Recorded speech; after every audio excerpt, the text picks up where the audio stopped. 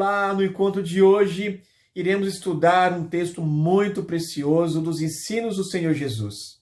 A luz do corpo, nossos olhos. O texto base está no Evangelho de Mateus, capítulo 6, versículos 22 e 23. Os olhos são a lâmpada do corpo. Se os seus olhos forem bons, todo o seu corpo será cheio de luz. Se, porém, os seus olhos forem maus, todo o seu corpo estará em trevas. Portanto, se a luz que existe em você são trevas, que grandes trevas serão. Fazendo uma retrospectiva do estudo anterior, Riquezas no Céu, algumas perguntas foram colocadas. Vamos relembrá-las? Como podemos ter riquezas no céu? Podemos ter riquezas na terra? Se você não tiver dinheiro na terra, você não é abençoado? Será isso verdade? Riquezas no céu significa pobreza na terra? E qual é o problema quando se tem muitas riquezas aqui na terra? No estudo de hoje, nós vamos ver algo muito interessante antes. O que é o olho?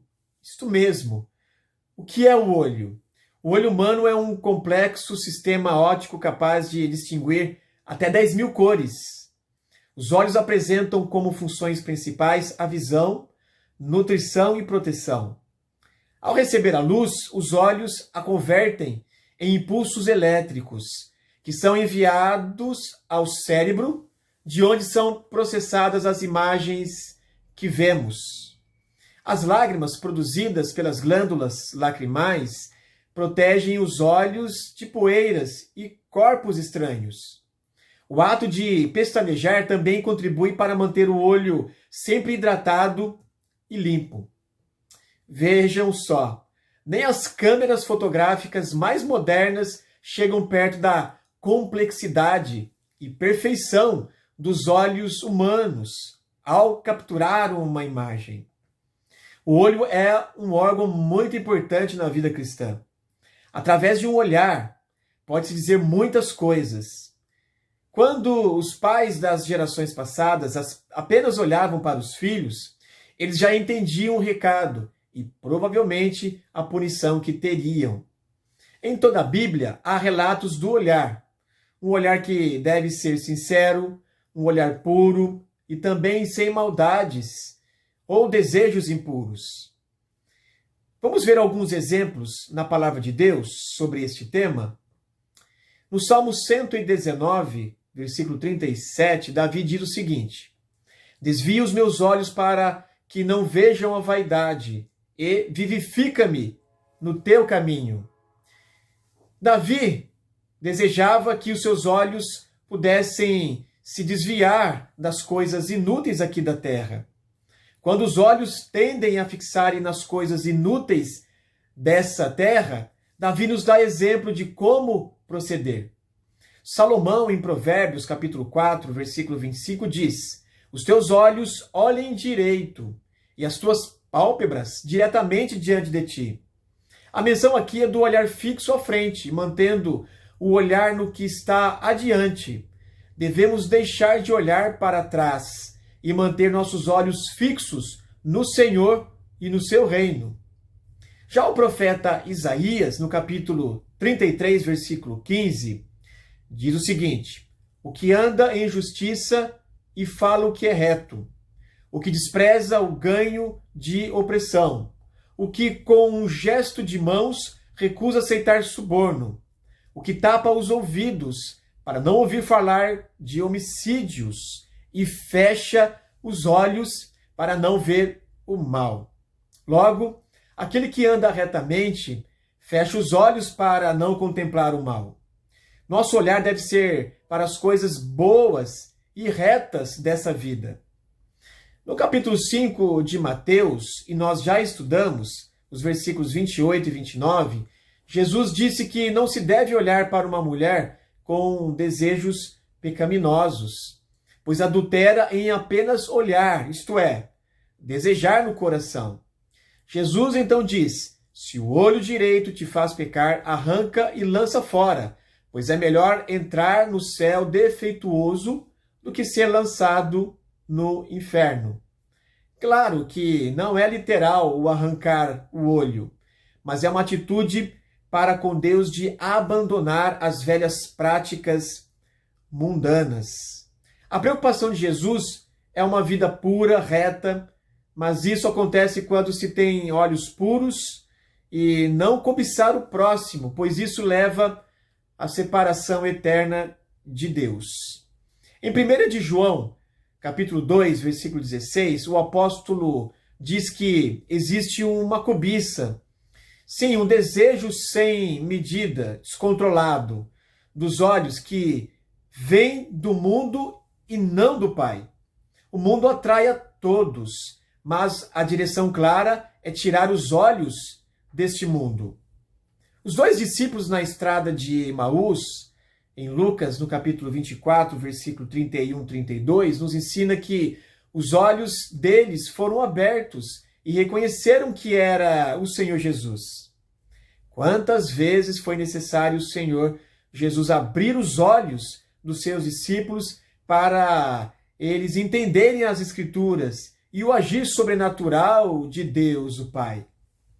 O autor do livro de Hebreus, no capítulo 12, versículo 2, diz para ter os olhos fixos no Senhor Jesus.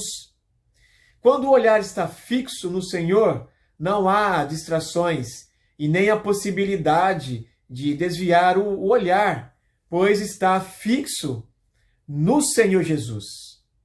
Segundo o comentário do Evangelho de Mateus, escrito por Tasker, ele diz o seguinte: os olhos eram considerados pelos antigos como as janelas pelas quais a luz entra no corpo. Se os olhos estiverem, pois, em boas condições, todo o corpo estaria iluminado e receptivo aos benefícios que a luz pode comunicar. Mas se os olhos fossem maus, todo o corpo estaria imerso na escuridão que gera enfermidade. Na cultura judaica, um olho mau era uma figura de espírito rancoroso ou invejoso, de sorte que a expressão oposta, um só olho, poderia também ser tomada no sentido de um espírito generoso. Este é um texto citado também no Evangelho de Lucas, no capítulo 11, dos versículos 34 a 36. Ter olhos bons é a ênfase que a palavra de Deus ensina.